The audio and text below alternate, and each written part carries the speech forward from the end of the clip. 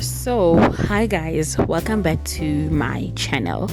In today's video, guys, I'm gonna be taking guys through what I do to prepare for or to do some makeup on a client or anyone that wants me to do makeup on. And today I am actually doing makeup on my cousin, and so this is the setup where I put I think basically I'm just showing you guys what I do. So what I normally do is I put things according to their use, that is foundation one side, eyeshadows one side, your highlighters and your blushes on one side, your concealers one side, your setting sprays one side, and so forth and so forth. So this is basically what I do, and I think it makes things easier, though at the end of the day you'll see that it's messy, but at the end of the day I am able to do everything. So let me take you guys through. So as you can see, we start by prepping the face. Don't mind that mistake. So we prep our face using the primer, and we just prime the face. And so with this girl, she was acting up because she's not used to this, not that it is painful. So we're actually laughing together, me and her, and Zena saying, why are you doing that as if it's painful? And she was just laughing. So we prep the face, and that is why she's laughing. We actually prep the face and make sure that it is ready to receive the makeup. Yes, you need to prep, and when you're prepping, make sure that you prep with the correct primer, all right, for your skin type. All right, and after that we then go, I always start with eyebrows. So what I do is I actually look at them, and if I feel that they're not shaped properly, or I feel that they need to be just a bit sorted out, then I do that. As you can see, I'm trying to just clean the brow for her, so that when we start filling up or when we start shaping the eyebrow, it will be better and it will make sense. So that is why I'm doing that. So we do it on both the eyes, or both the eyebrows, sorry. So yeah, that's what we do, and look at that, they're looking great. Well, coming together, that's the word, they're actually coming together. And once we are done, you'll see just now that they actually look shaped now and okay, and now we can start working on these eyebrows. Okay, so this process takes long. If there's one thing that takes long, I think this part takes long. So I did not record everything. I had to cut things out because it was just gonna be too long, and I don't think it's necessary. So we do the shading, we do the shaping, and we then conceal so that they look good and so that they look bright. All right, so that's what I'm trying to do there. And like we always say, we ain't trying to make them be identical twins, but at least let them be sisters. Okay, they shouldn't be too far off from each other. So that's what we're trying to do there. And you do that on one, and then you do that on the other as well.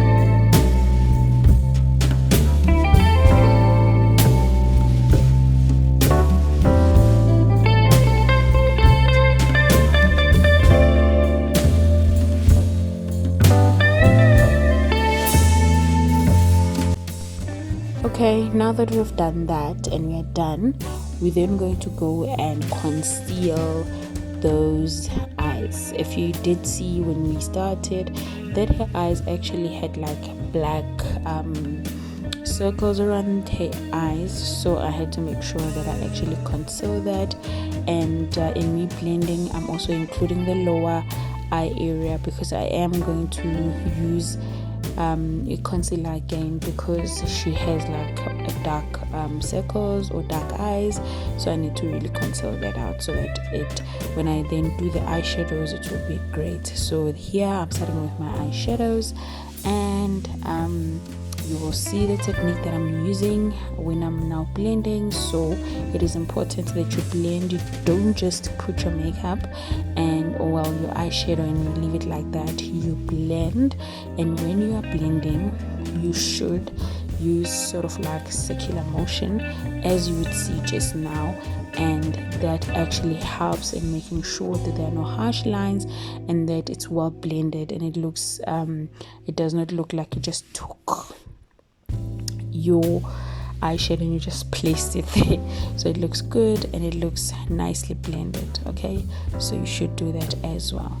So you would see as I'm continuing blending that it actually looks different than it was before when I used the other brush. Okay, so we also use like different brushes also to do different things.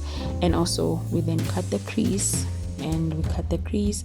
And once you cut the crease as well, after you've cut your crease, and you also must blend and make sure that you blend well also, so that it is not as clear as to say okay this is where the starts. As you can see there, I'm blending, trying to make sure that there is no line that actually shows that this is where the cutting actually happened and this is where the other eyeshadow is. All right, so just so that you blend it together and it looks nice. All right.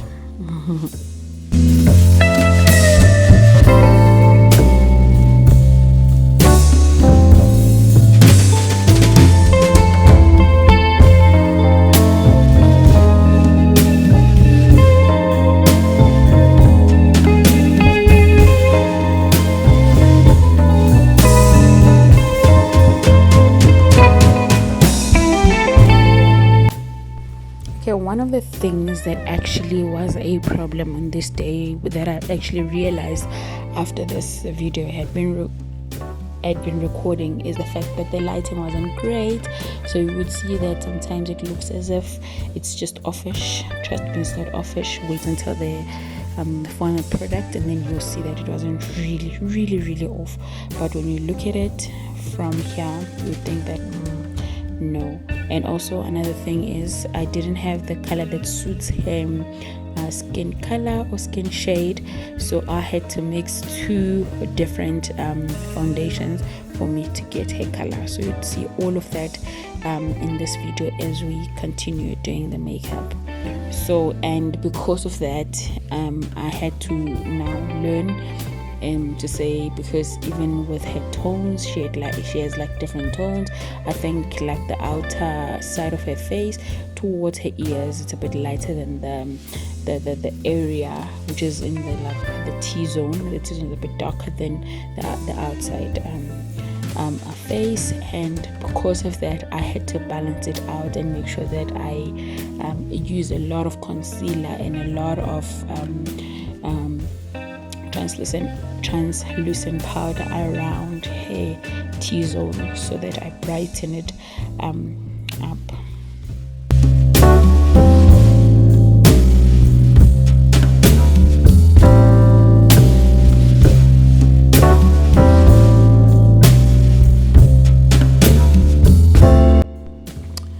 Look at that, look at how well blended that eye is. So I think for me that's what I wanted to actually achieve. As you can see also here, I am going in with concealer, and also with this concealer I had to mix two colors as well, so to try and match her skin color as well, and then you blend that one out.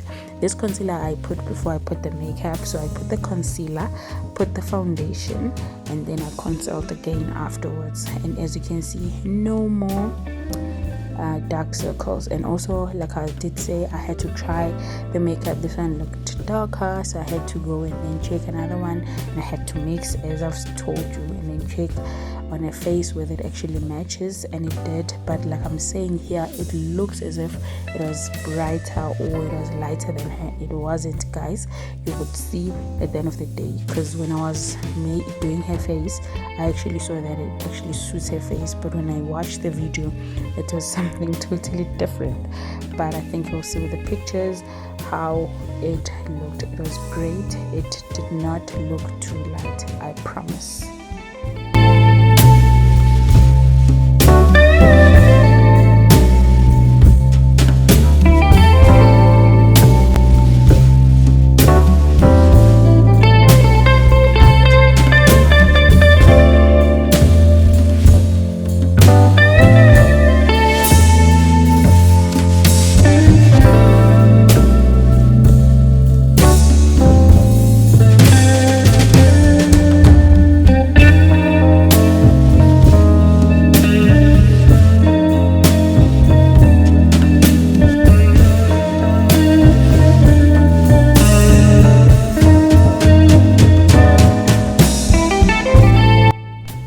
And also, I don't normally bake, but I had to here, like I'm saying, I was trying to make sure that this area actually looks brighter than the rest of her face, because she's like dark circles. And also I wanted to make sure that the concealer actually sits and it stays there, because I did notice that after a while the concealer that I had used, actually the dark circles underneath, were actually sort of like absorbing the foundation and the concealer. So I had to add it again and then do that process so that it just sits.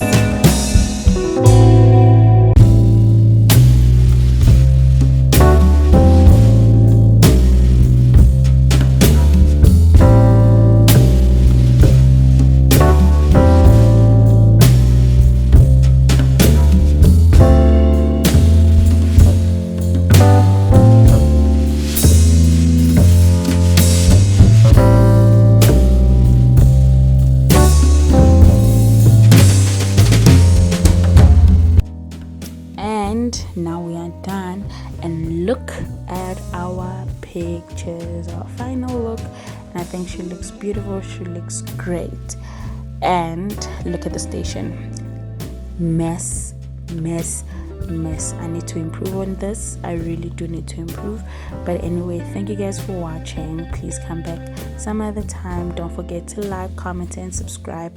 Thank you so much. Bye.